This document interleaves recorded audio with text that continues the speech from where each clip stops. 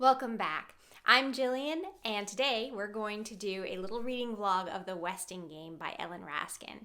This is a Newbery Award-winning middle grade book that was written in 1978. If you're not familiar with the story, in it we have Samuel Westing, who was a huge game lover and a multimillionaire. He has died, and in his will he requested that 16 people be brought together to solve one last puzzle. I picked up the book and read the first couple of pages. These are just about the author. This was the final book that she wrote before she died. And one thing that I found really interesting is the method that she used to write. She did not know how the story was going to end when she was writing it, because that would make her bored. So instead, she figures out the story at the same time that the reader does. I don't understand how this is possible when you're creating a story that is filled with puzzles and mystery. Her writing style makes me even more excited to jump into this book. It's going to be a really relaxing weekend. Even though spring is just around the corner, it has been quite snowy and cold outside. I'll show you a little bit of that, and why don't I take you along for a walk before we get into the meat of the story.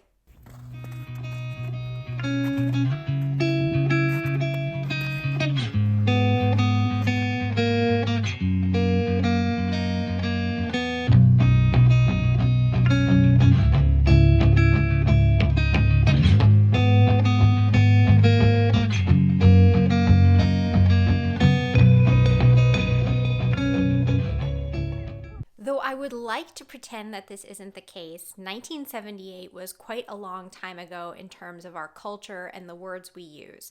So there are some disparaging terms and some stereotypes that persist throughout this book. There are 16 different main characters in a pretty short book, and so you get a surface level understanding of them for the most part, but there is a lot of representation within these pages. They come from different backgrounds, different abilities. I think that the author is using these stereotypes in a different way. She seems to be telling the reader that, surprise, stereotypes are pretty ridiculous. For example, we follow a boy who is disabled. He is in a wheelchair. We don't exactly know what his disability is, but he has seizures and he has a difficult time speaking. We mostly get an internal dialogue from him, but from that dialogue, it's clear that he is arguably the most intelligent person out of everyone, and people are treating him as though he is less than because of his disability. And the reason I think that the author is trying to use this to make a point about stereotypes is that she consistently does it again and again and again with different stereotypes across the board. I have not figured out at this point who the murderer is.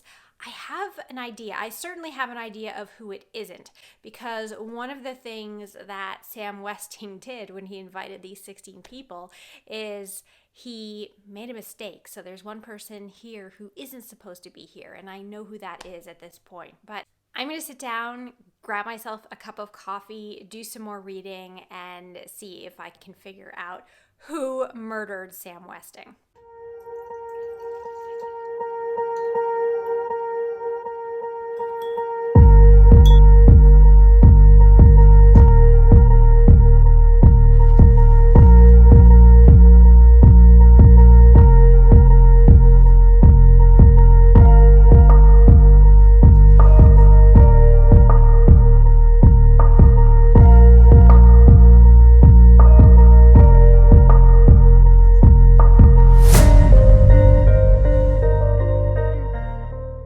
I finished it and I was completely wrong in my thoughts, which actually makes me happy because I'd much rather be wrong than have guessed it really early on. So it was a fun read. I really enjoyed it, and I think there was a lot to unpack there. I went back at the end and I did find something going over the themes of the book and how Ellen Raskin was talking about how if we reduce everyone to their stereotypes, then we're really damaging society and diminishing their worth as people.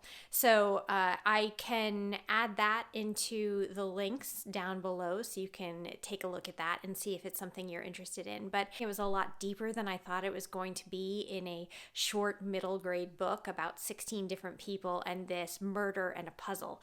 I recommend picking it up if it sounds like something that would interest you. And thanks for coming along for my first vlog. I hope you enjoyed it. Have a great day.